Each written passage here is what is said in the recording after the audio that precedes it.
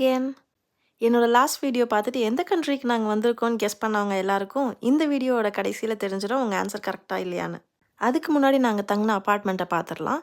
இதுதான் entrance. So அப்பார்ட்மெண்ட்குள்ளே enter ஆன உடனே living room and kitchen together. இதான் கிச்சன் ஏரியா. அதுக்கு பக்கத்துலேயே டைனிங் டேபிள் போட்டிருந்துச்சு, dining area. And the other side living area, sofa set and carpet போட்டிருந்துச்சு. அண்ட் லிவிங் ஏரியாவிலேருந்து வெளியே பார்த்தா நம்மளுக்கு ஒரு சின்ன கார்டன் இருக்குது. அண்ட் நம்ம சோஃபாவில் உட்காந்து ரிலாக்ஸ் பண்ணும்போது வெளியே அந்த கார்டனோட வியூ வந்து உண்மையிலேயே ரொம்ப அழகாக இருந்துச்சு.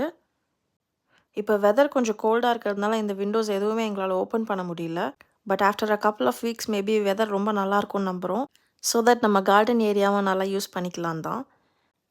ஜெர்மனியில் வீடெல்லாம் ஒரு விதத்தில் கட்டியிருக்காங்க அப்படின்னா இந்த ஊர்லேயும் வீடெல்லாம் ரொம்பவே அழகாக இருந்துச்சு. இப்போ நம்ம கிச்சன் அண்ட் லிவிங் ஏரியாவை விட்டு வெளியே வந்தாச்சு. வெளியே வந்தோடனே அந்த ரைட் சைட் நம்மளுக்கு மாஸ்டர் பெட்ரூம் இருக்குது.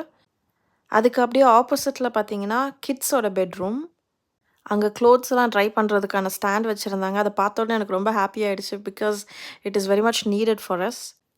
ஸோ இந்த ரூமை விட்டு வெளியே வந்த உடனே அடுத்து செப்பரேட் டாய்லெட், ஜெர்மனில் வேட்ஸே அப்படின்னு சொல்லுவாங்க. அண்ட் பேத்திங்க்கு செப்பரேட் பாத்ரூம், ஒரு சின்ன கபோர்டோட. பாத்ரூமை விட்டு வெளியே வந்த உடனே நம்ம வீட்டு என்ட்ரன்ஸ் வந்துடும். நம்ம லிவிங் அண்ட் கிச்சன் ஏரியாவுக்கு போகிறதுக்கு முன்னாடி அந்த என்ட்ரன்ஸில் பார்த்தீங்கன்னா நிறைய கபர்ட்ஸ் இருந்துச்சு. அது ரொம்பவே யூஸ்ஃபுல்லாக இருந்துச்சு எங்களுக்கு. அண்ட் ஆல்ரெடி சொன்ன மாதிரி வெளியே ஒரு சின்ன கார்டன். ஓகே, இப்போ இந்த அப்பார்ட்மெண்ட்டை பார்த்து முடிச்சாச்சு.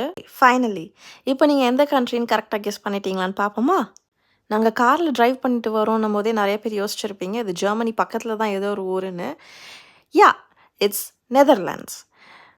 இந்த வீடியோ பார்க்குற யாராச்சும் நெதர்லாண்ட்ஸில் இருக்கீங்கன்னா என்னென்ன ரெஸ்டாரண்ட்ஸ் ஆம்ஸ்டர்டாம் பக்கத்தில் நல்லாயிருக்கும் அண்ட் என்னென்ன பிளேசஸ்லாம் விசிட் பண்ணலாம் இந்த டைமில் அப்படின்றத கமெண்ட் செக்ஷனில் வந்து கமெண்ட் பண்ணுங்கள். தேங்க்யூ.